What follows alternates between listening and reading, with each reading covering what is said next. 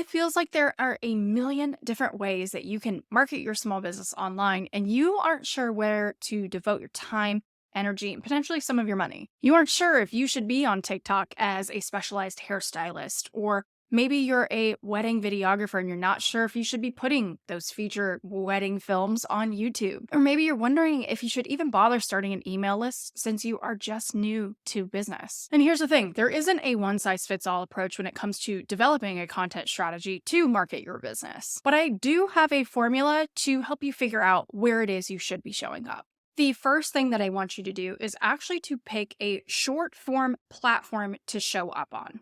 This is something that you're probably already doing because it is arguably one of the easiest places to create content and market your small business. And what I mean by short form is that typically the content that you're posting on a short form platform doesn't have a very long shelf life.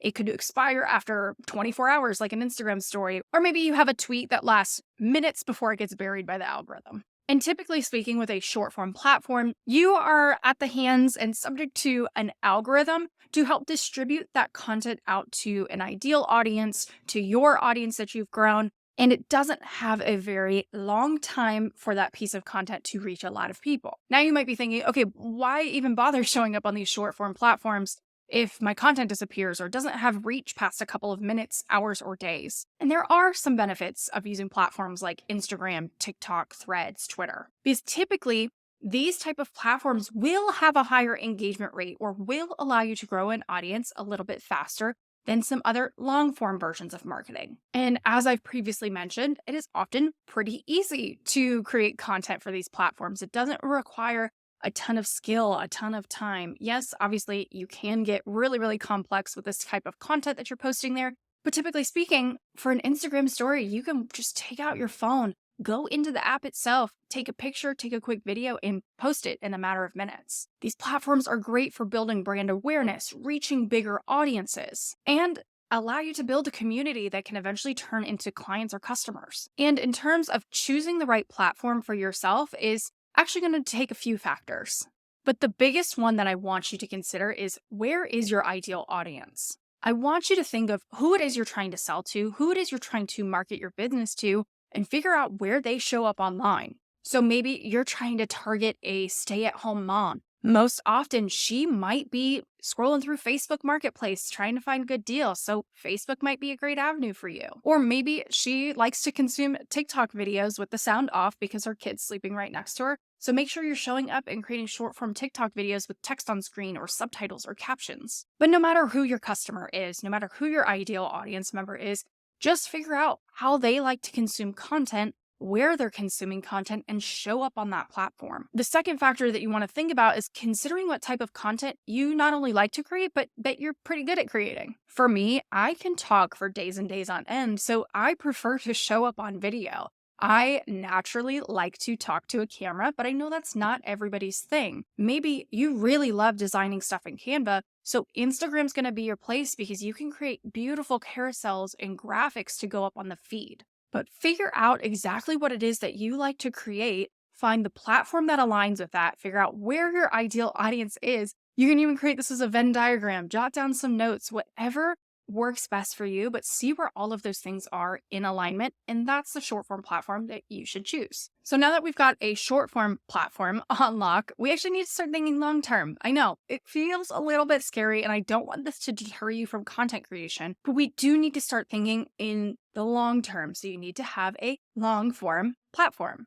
First thing that I want to say, though, is it's okay if you're not ready to show up on these style of platforms right away, but you should be working towards this when it comes to marketing your small business. Because by creating a long-form YouTube video or starting that podcast or writing blogs, you are creating authority-building content that people can find for years to come. Now, some benefits of being on one of these longer form platforms and creating content that's a bit longer form in nature, it's going to help you build credibility, authority, trust, all of these things that you're going to need in the long run to help sustain and grow your business. This is going to be so much better for things like SEO and discoverability because you have the content that is optimized for doing so and on platforms that are here to help you over the long term, not just a short-term based algorithm style platform. A lot of things like YouTube, podcasts, and writing blogs is just going to help secure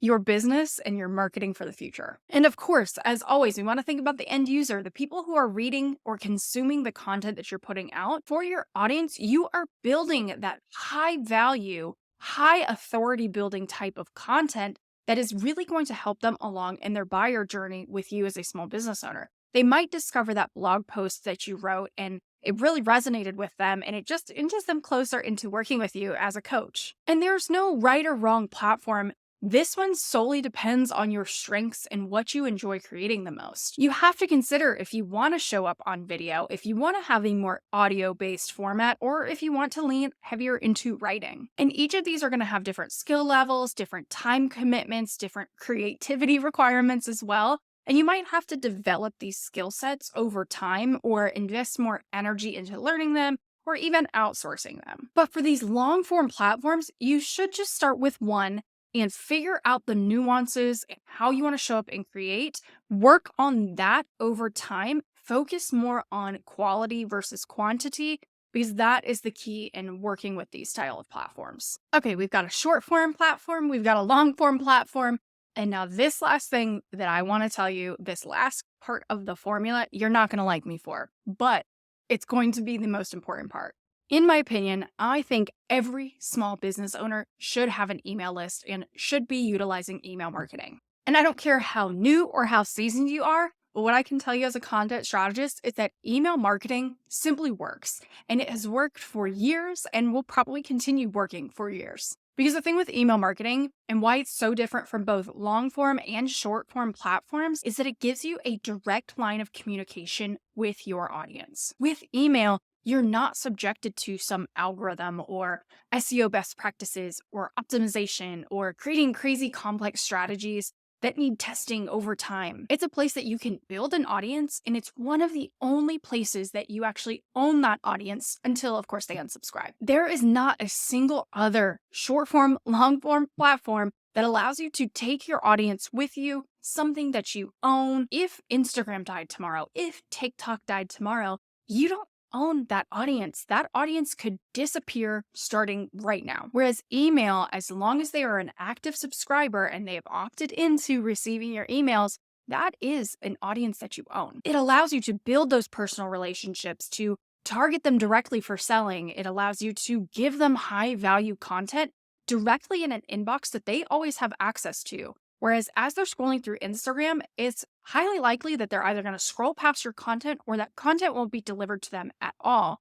Whereas email, it's going to be in their inbox. They have to either actively open it or actively delete it. And the thing with email, even for me, email is my smallest audience. I have a much larger audience on TikTok, on Instagram.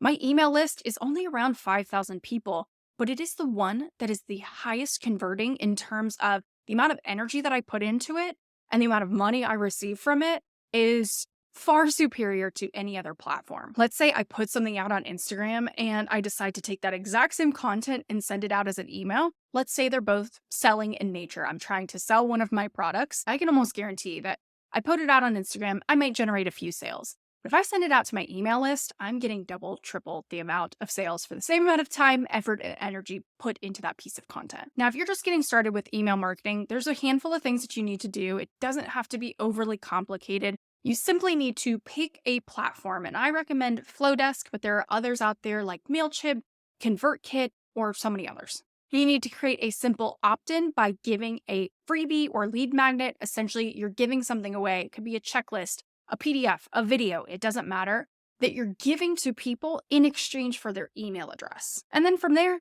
regularly provide value through a newsletter or weekly emails or whatever that looks like, so that eventually you can start selling to that email list as well.